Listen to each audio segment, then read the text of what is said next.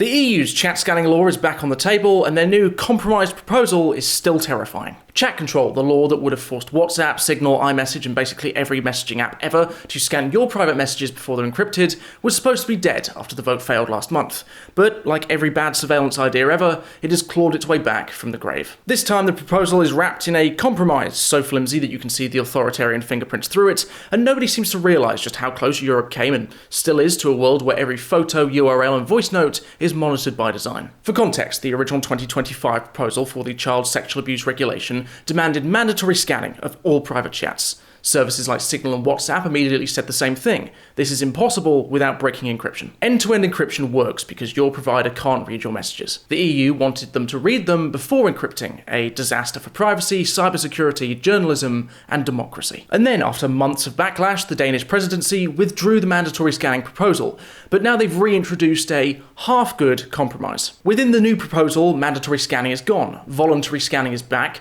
and they've added a review clause, meaning that the EU Commission can bring back mandatory chat scanning at any time if they think new technology makes it possible. And even worse, Article 5 may force high-risk services to develop new scanning technologies, which is just another way of saying build the tools we need so we can force you to use them later.